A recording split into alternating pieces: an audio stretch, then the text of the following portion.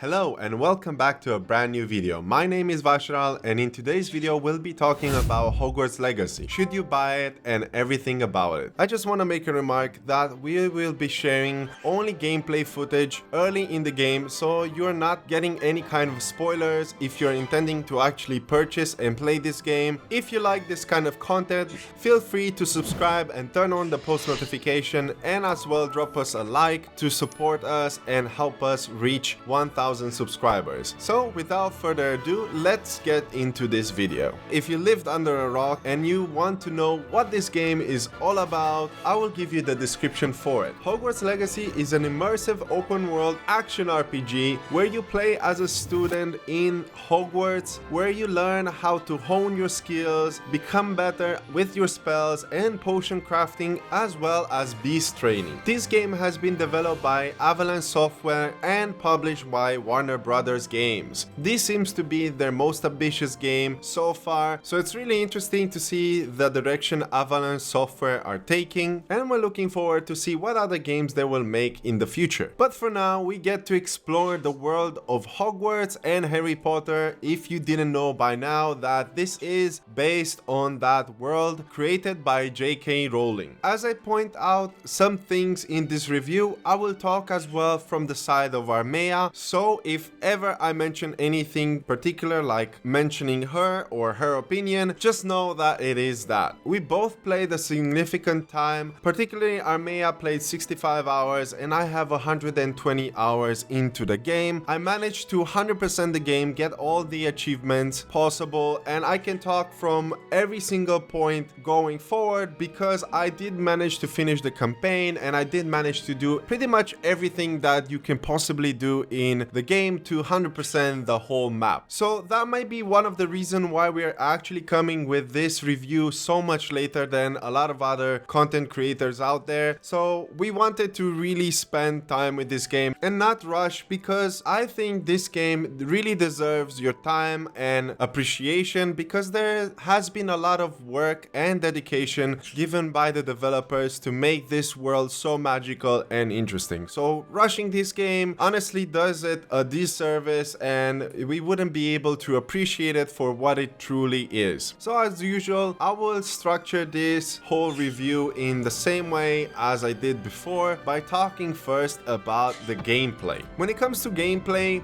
there is a lot to talk about. This game, like any other open world, offers you the possibility to do a lot of things in it. For instance, first of all, the main thing, you are able to learn skills and use them in combat and solving puzzles. The main way to get these skills is by following the main quest line, and as well doing a couple of side quests if you're intending to learn all the skills and get all the achievements. There's a few couple of special skills, I'm talking about the forbidden ones, that you'll be able to learn if you progress in the side quest, which by the way, they're quite interesting and very well done in my opinion. In the game, you will encounter familiar spells that you will encounter in the Harry Potter films, so if you've watched that, you're probably gonna notice them as well. But they're structured in such a way that I will basically put them in a few categories. So the first category is the control, where you will use spells to lift up objects or other characters, to push characters or objects, to spin them or freeze them in air, and so forward. Another type of set of skills is the damage one, where you will throw fireballs, you will do all kinds of fire casting, you will have as well freezing if you're planning to do that, and as well you have the forbidden ones that do particular damage to the enemy or to control them. So yeah, I'm not gonna name all of them, I do not remember every single one of them as they are called, so you're gonna have to go and check those out. There's a couple of them that I missed out, but of course that wouldn't be a magical time if you wouldn't try this for yourself and see which skills you prefer and try them out however you like. When I first started, I tried to be a little bit much more stealthy, but over time, as I got comfortable with the game and the skills itself, and I started building the skills that I wanted, I started playing a little bit more aggressive. So it's more up to you however you like. The game does allow you to take any kind of approach you prefer. Other people might like to go much more stealthy, other people might like to go much more hands-on on controlling the situation or the combat itself, or other people may like to use forbidden arts in such a way that you will obliterate your enemies. Whatever may be the case, it's all up to you, whatever you prefer and however you feel comfortable playing this game. This game permits you to do that, and it's really cool at it, to be honest. I honestly thought that when this game came out, there was a lot of talk about this one. I really thought that the combat would be a little bit kind of iffy. Most Harry Potter games that I've seen and I played when I was a kid, there weren't anything special, and the skills itself felt a little bit off. So I'm really happy to say that this game does particularly a good job when it comes to combat. It feels very flowy, the whole thing feels impactful, and it's really fun to play around with the skills and try them out as you progress throughout the game and find the ones that represent you or the playstyle that you prefer the most. The enemy variety is enough, in my opinion, to learn everything about the game and everything that you need to do, and over time you get familiar with every single spell that is being thrown at you, how to counter some of the abilities. For example, when they will use some abilities, you have the possibility to reflect that one or absorb it and then stun them back if you hold a particular button. Depends on where you're actually playing this. I've used the computer, so I will say the button was Q, and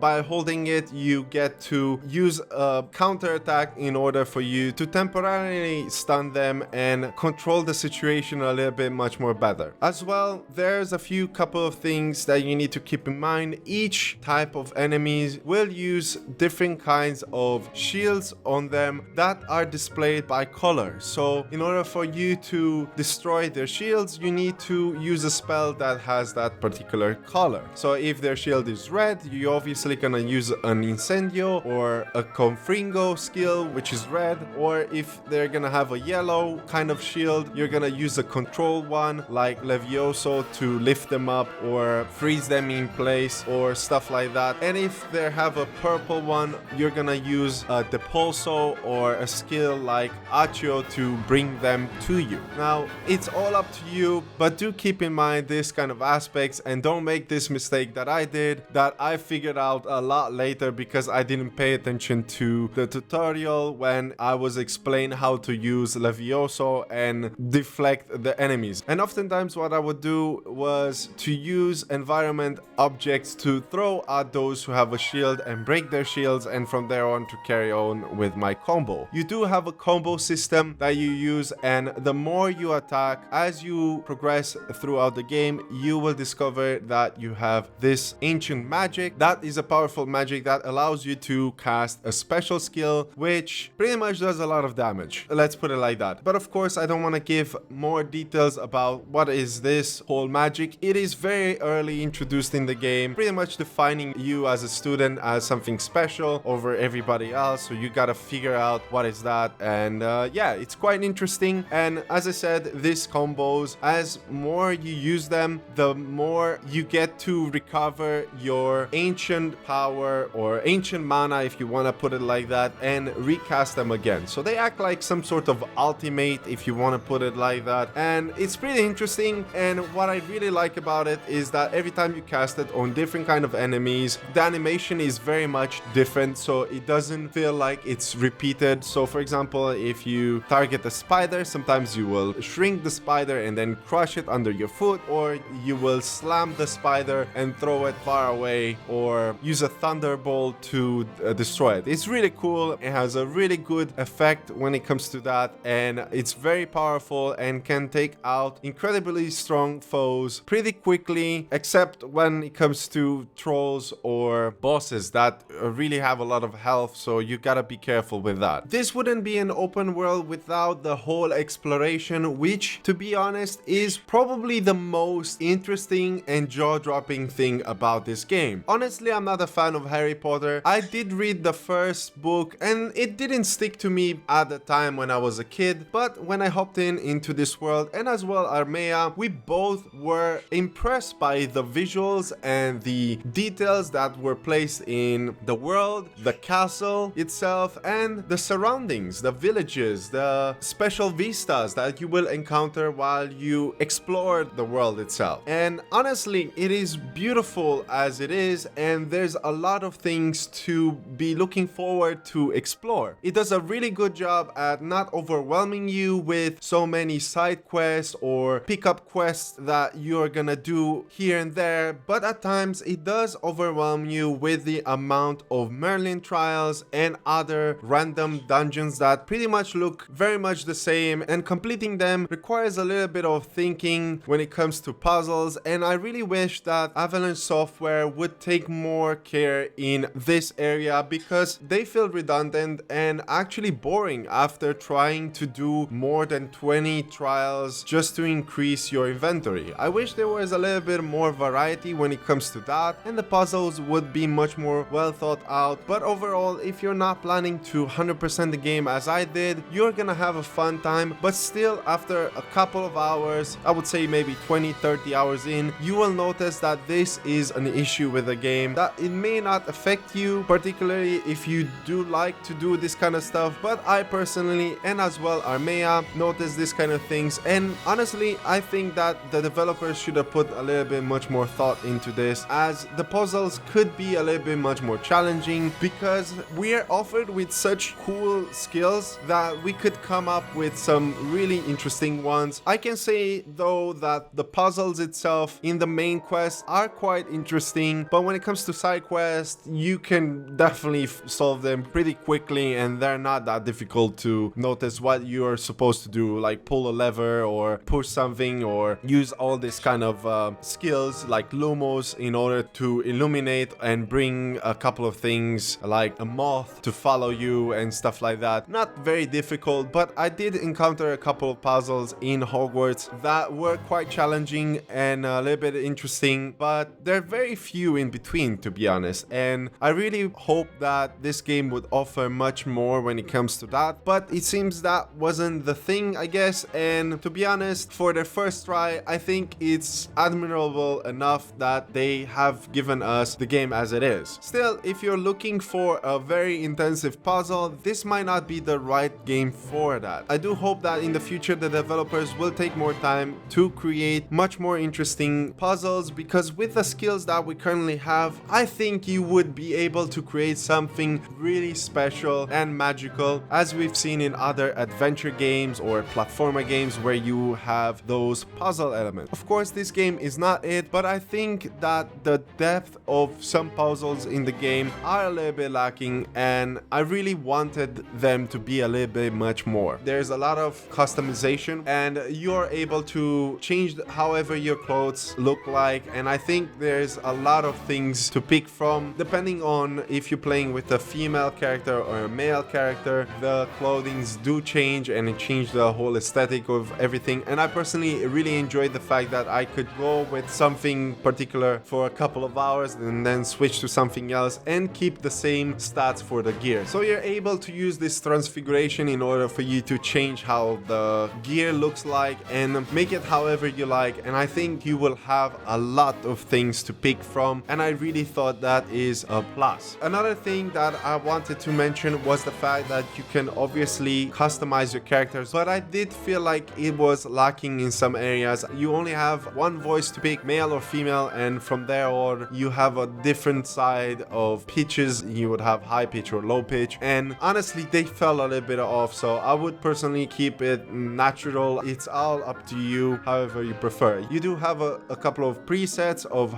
faces and hairstyles that you can pick. Of course, you can change the way your eye colors look and add a couple of things like scars and stuff like that that define your character. Of course, you don't have the Harry Potter scar, unfortunately, but if you do find it through mods, you can definitely do so. I did find a couple of mods like adding a beard if you want to make your student look a little bit more mature or something like that. Of course, he's in the 5th year, and that makes no sense, but you know, you do you. If you want to play like that, that's all up to you. So yeah, another thing that you can do in this game is traveling. There's a couple of ways to travel from point A to point B, and that would be using your special broom, which personally I prefer to use the most. Alternatively, you will have a flying mount that you will be able to switch if you prefer to use that, and later into the game, if you prefer to be more on land, you can use a mount that allows you to do that. It will be part of the main campaign, so I'm not gonna go further into details, but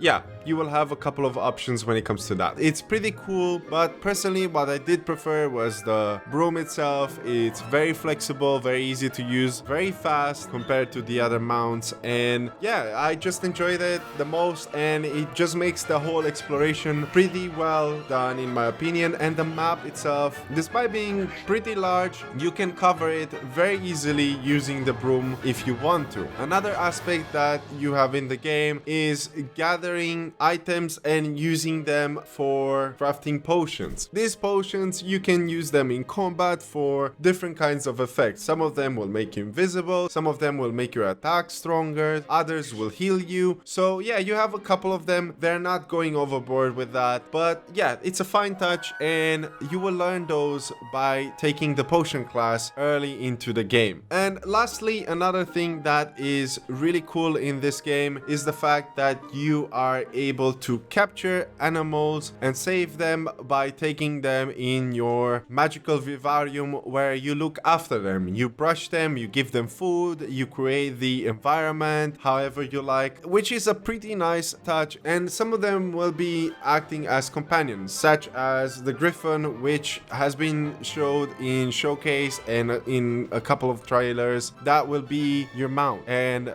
yeah, it's really cool. It has its own story where it explains everything and how you get it, so I thought it was really cool. And as I said, side quests in this game are pretty nice, and honestly I think the developers should take this as an example to create their own side quests for their games and not make them so dull. But yeah, with the vivariums you will also be able to customize your interior however you like. There will be a special room that you will be able to customize however you like, where you will craft your potions and grow your plants and do all kinds of other cool stuff, which I don't want to go into details because they will be unlocked along the way. But it's really cool that you are able to do that and change them however you like. And yeah, it's really nice to know that you have a personal quarters, and I'm looking forward to see if by any stretch of imagination the developers are gonna bring some other cool features that are gonna be in that area, because they're pretty cool. And honestly, this game and this franchise has a lot of potential if they're coming with a sequel to bring more to this world, because we're talking about magic, so you can pretty much do any kinds of stuff. So I would really love to see a much more sandbox effect when it comes to that. But overall, for the very first game in this kind of format, I think they pretty much nailed it, and even non-fans of Harry Potter are gonna enjoy this game pretty much. But without talking so much about the gameplay, let's talk about the world itself, the visuals, the theme, and everything about it. Honestly, this may be the selling point for this game. For me personally, I think it is the best part of this game. This game really knows how to present itself in such a beautiful way. Aesthetically, it looks really magical. I think it keeps that essence from Harry Potter, and if you've been a fan and you wanted to visit Hogwarts, this is the best game on the market that you can get your hands on and visit this whole world. Hogwarts itself is super well done. It's incredible. They have a lot of rooms and secret rooms that you can go through. The artwork and the architecture is incredible, and no matter if it's day or night, you will be wowed and impressed by the visuals itself. Then you have the animations and the cool effects where you will see magic happening. It's really special, and I think that this game really stands out from any kind of game that I played, and Armea as well played, because we were impressed by the level of detail that were put in the effects and how the game really looks. Even not as a fan, I can tell you, you will be impressed by the work that the developers put in in this game. It really stands out, and I think this is the strongest competitor and good looking game I've played in a very long time. There's a lot of out there, but this one probably stands out as top when it comes to 2023. So I'm not gonna talk this lightly. I've seen other games that are coming this year, but yeah, this one really does a good job. So I'm really impressed. Not just that, the theme itself changes over time based on the progression of your main quest. You will experience other seasons, so you will see the world in different kind of seasons. You will have winter, you will have autumn, you will have spring and summer. You start the game in summertime, and yeah, just seeing how the world changes and everything, it's really beautiful. And I cannot stress enough how much I really enjoy this game. I did try to play with RTX on, but the game really had some performance issues, which I will be talking about later in this video. But overall, if you do get to play this game, if you have a really powerful graphics card like an RTX 4th generation, and you can run this one right now with all the performance improvements that this game has, you will be impressed by the level of details and how much the RTX changes the whole atmosphere. I really am impressed by it. I honestly didn't get to play very much with RTX because I didn't have the best computer out there a couple of months back. I had the GTX, so I couldn't run any kind of RTX. So now trying this out is really impressive, and yeah, it's really beautiful, but it does cost your performance. So yeah, be careful with that. Still, if you're planning to play this game and you don't have the most powerful system, you can still have a pretty good visual experience, and yeah, you won't be disappointed when it comes to that. Of course, if you're playing this on the lower settings, there will be some things that you are gonna miss out, but yeah, that comes with that issue. Still, if you can run it and if you have a perfect frame rate, that's great because you're gonna have a good time anyway. Now, when it comes to the sound, I can also say that it has been very well done. The characters are impressive and believable, and they really do a very well done at performing the voice acting. Pretty much every character that I've encountered doesn't sound any kind of cheesy or some sort of off in a way. I do pay attention to the voice acting, and sometimes I've noticed in other games they are off when it comes to a side character or anything like that. I can't say the same with this game. I think the performance done by the voice actors are very well done. I think the narration and everything is super well done. Characters are believable, as I said, and it's impressive. And it doesn't break the immersion every time you're in the quest, and it's really well done. Honestly, I wish there was more voice actors when it comes to choosing your voice. You can do a couple of things when you're customizing your characters by adjusting the pitch, but honestly, if you're picking a character, it's better to keep it natural because changing the pitch does sound a little bit off. I tried it with other side characters and I personally didn't like it, but overall, your companions and everything like that, the professors, are really nice and pretty good. When it comes to spells and sound effects, they're very well done. I really like the fact that characters, like the enemies, when you're using particular spells against them, they will react to it. Of course, if you're using Crucio or anything like that, they will respond to it in that particular way, which is a really fine touch that I wanted to talk about. I didn't manage to point that out in previous videos, and neither did Armea because I didn't notice them at the time. But as I played more and more, I did notice that, and I think those are incredibly well done, and I really enjoy them. If you did enjoy Harry Potter, you will know all the forbidden spells. I'm not gonna mention all of them, but there are some bad ones, and yeah, the characters, if they're hit by that, they won't say anything anymore. That's all I have to say. But it's really cool, so yeah, I'm impressed with that. Spells feels impactful, explosions feel great. There's a lot of things to say about that. I think it's a really well done area, and yeah, there's not much else to say, but it's great and I really enjoyed it. Music itself is very well orchestrated. There's soundtracks that really make you feel like you're in Harry Potter, and yeah, I really enjoyed it. The main theme, there are a couple of them in the combat and everything. They feel very well thought out, and I think they did a good job when it comes to that. Then you have ambient sounds as well. They're very well done. Outside in the world, I didn't didn't pay that much attention to that. But inside towns like Hogsmeade, I really thought that you are surrounded by a lot of people. Not only you see them, but you're also hearing them talking and having chats and everything like that, which really makes the whole experience and immersion really well done in my opinion. And I did enjoy that, and I can say that it's well done. So enough about sounds and visuals. Let's talk about the story itself, or the narration. The story itself is starting quite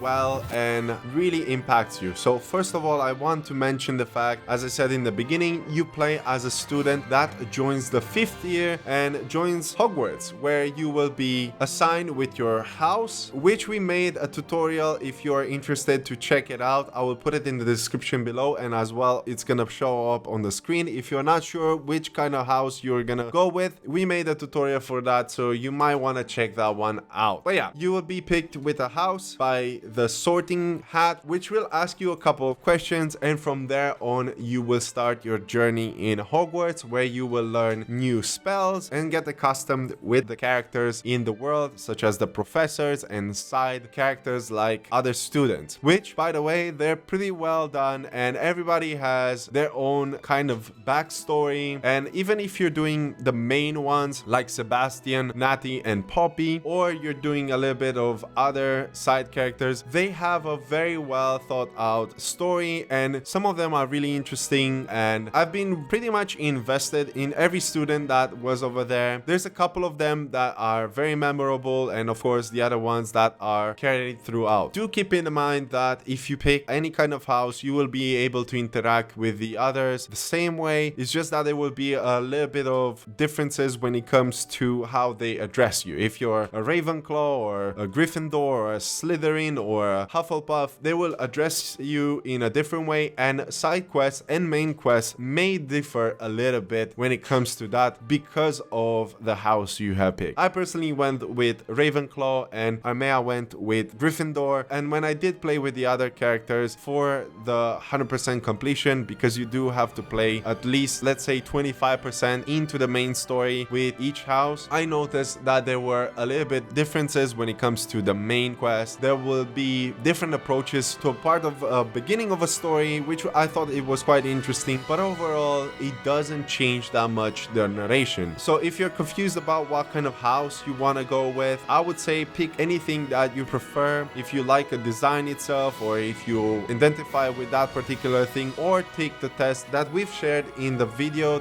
description, as I said, you will be able to enjoy it anyway. So yeah, feel free to pick anything that you like and carry on from there. Do know that you're not missing any kind of crucial things, except the fact that you'll have a little bit of alterations, how you meet particular characters and how you start particular quests and so forth. I didn't go entirely with every single house, just 25% until I got that achievement, but do keep in mind that there are a few aspects that change, but other than that, and how other characters in the game will address you, doesn't change that much. Going back to the story without spoiling too much, you learn more and more about yourself. You do discover the fact that you contain an ancient magic, which will be explained overall as you progress into the game, and you will discover more about yourself and more about this ancient magic that is quite interesting, and it's well presented, and I was pretty well invested in the story itself until the very end. I did have a little bit of issues when it comes to the main villain. I didn't feel it that much, but when it comes to side characters, the professors and your friends in the school, they definitely felt much more well thought out. They're much more well characterized, and I did enjoy that, but I do wish that the main villain would be a little bit much more in depth. I really wanted to connect much more. I think a game that really has a strong enemy really creates a much more better experience for the game. But nevertheless, the whole experience until I got to the end felt pretty well in my opinion, and even if you do play until the end, you'll still enjoy it as I did. It didn't feel like it was the most epic fight that I ever had. I think other games do a better job at that, but yeah, the rest is up to you to discover and see what it's all about. Nevertheless, I would say that you should definitely play this game and pick every side quest that you can. There will be missable side quests, so be careful to pick them in those particular seasons. What I did was I explored the whole map, and after completing a couple of main quests, I returned back in the world and checked to see what kind of side quests I have to do, and some of them are quite missable if you're not doing them in time, and they create a much more stronger relationship with the characters that you encounter and the world itself and stuff like that, and what some NPCs will talk about it. But yeah, that's pretty much how the game is in the story department. Now that I spoke about this, I want to talk about a few things that this game came with at launch, which was performance issues, especially on the Nvidia and PC side, of course. There were a lot of people, including myself and Armea, which encountered a lot of frame drops, and I'm talking about the fact that this game would run smoothly at 60, 70, 80 frames, and all of a sudden just drop to 20 frames if I would enter Hogsmeade and stay there, and it would have this problem where you would notice that these frames would affect the way you play the whole game. Of course, we did have a couple of updates and that fixed a couple of frames, but I can say that they are still present in some areas like Hogsmeade and outside of the castle, where the frame rate can get to 60, 50 frames per second when it comes to that. I think it's more obvious with Nvidia graphics card. I do not know if AMD or Intel is having this kind of issues, so feel free to drop below in the comment section if you run it without any kind of problem, if you're running it on AMD or Intel, or if you played it on Nvidia like I did and you had no problems with that. Of course, for consoles like Xbox and PlayStation, there's not much of a performance issues. I did try this game on the Steam Deck and it is capped at 30 frames, but of course it suffers from visuals, so you cannot crank up those settings to max. You'll have to play this game in the lowest settings possible, which is unfortunate because it really looks great. But if you do plan to still play this game handheld, I think you can definitely do so. And if I've heard well from sources that this game is coming as well for Nintendo Switch, I can expect that it will run pretty much the same, if not worse, when it comes to that. Unfortunately, there's nothing that we can do with that. This game is really demanding when it comes to that, and yeah, having your game capped at 30 frames is an issue, but you'd have to do with that. Other than that, the game runs pretty much well. It is verified on Steam, so if you're planning to play it anyway and not take my advice, do it, but do keep in mind those performance issues. Other than that, as I said, there were those issues that I had with the fact that there were a couple of repetitions. If you're planning to 100% the game, I did feel that there were a little bit problematic, but other than that, if you do not mind those kind of things, you can definitely go and play the game without an issue. Another kind of issues or glitches that I could say that I've met was in dialogues. Sometimes some characters, they will simply cut from one sentence to the other very quickly without spelling the whole word, and it would be a little bit weird in my opinion, but I could avoid that. That was not a problem. I didn't encounter any kind of bugs or anything that would be super problematic or something like that that would break me out of the game. So yeah, that's pretty much everything about Hogwarts Legacy. Thank you very much for sticking around until the end. I know it has been a long review, but I couldn't stress enough how important it was to point out those things, because this game is huge and you will spend a lot of hours if you are gonna enjoy this game and try to explore pretty much everything in this world. I don't want to spoil more about this. There is a few things that you will discover yourself, and I'm pretty sure you're gonna have a magical time, and yeah, it's worth every single moment spent in that world if you're a fan or not. So yeah, like any other review, we wanted to give this game a score, and based on our scoring system, this game falls into the very good. For us, very good means an 8, which means that this game does a really good job when it comes to the open world, although there's a few things that are lacking, and we hope to see them coming in future sequels if the developers are planning to make that happen. We really think that Avalanche Software have outdone themselves coming with this kind of game, and we're definitely looking forward and keeping an eye with future games of this caliber, if they're coming with a sequel or they're gonna come with a different IP. So that's it for today's video. It has been a long one and I feel like I've been rambling for quite some time, but I hope that this review has helped you to decide if you want to purchase this game. And yeah, let us know in the comments, what do you think about this review? What's your thoughts in the game? Have you played it? And what is your score about this game? Do you think that we missed out anything regarding this? And should we talk in future videos about this one? Let me know, because I'm really curious to know about what is your experience with Hogwarts, as well with performance and everything like that. And yeah, I'm quite excited, and we're gonna answer every single question you have or any kind of comment that you're gonna drop below. So thank you very much for sticking until the end. If you enjoyed this video, of course you can show your support by giving us a thumbs up and subscribing to our channel and turning on the post notifications so that you don't miss every time we post something new. As well as we announced it before, don't forget to join our Discord, where we share giveaways, we have chats all the time about video games, and as well we share there the latest news so that you don't miss anything regarding gaming, game launches or updates. So joining doesn't cost you absolutely anything, and we would be more than happy to have you there so we can chat and know you better, and you as well know us. So yeah, thank you very much for watching. My name is Vashral, and this has been a Tellplay review video. I'll see you guys in the next one. Take care of yourself and happy gaming.